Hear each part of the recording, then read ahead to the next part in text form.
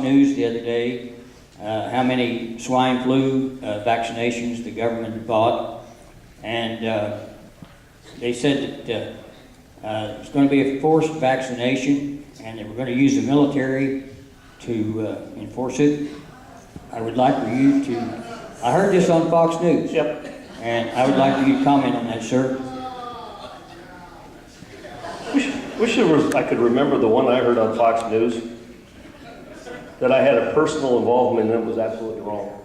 I cannot at this time. I can't remember it. But once again, Rush doesn't always get it right. Kennedy doesn't always get it right.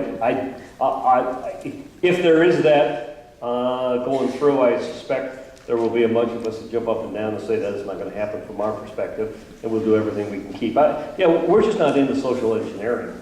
Now, there are those within government and maybe even in the majority in the House and Senate right now in the Congress. But once again, you guys are the key. I mean, you've got to organize, educate, and activate. And this is the second time I've heard that. I don't know whether it's true or not. I certainly would not be supportive of the federal government coming in and telling people they have to do something. And it's where I got crosswise in one case with George Bush. George, after the Katrina, he reacted very poorly. He says, my God, the federal government let those people down, and we need to federalize national disasters. Well, no. First of all, you got a guy that was the mayor of New Orleans. It's, where's the money going, right?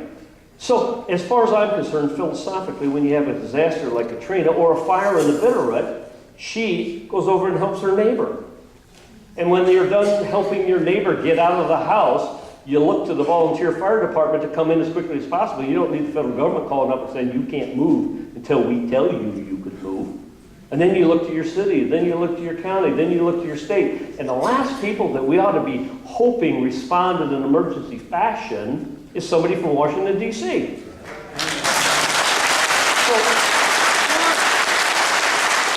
So I just had to say, George, I'm sorry, but you can go ahead and talk all you want about federalizing national disasters, but that's the wrong thing. I think what you need to do is find out why the mayor didn't do his job, why he was punishing some kid who jumped in a bus, a school bus, so he obviously was not a school bus driver. I think he was like 19 years old, and he was telling people, jump in the bus, we're going to drive to Houston.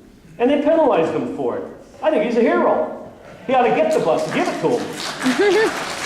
So, you're right. We need to keep our senses about us. And I don't know.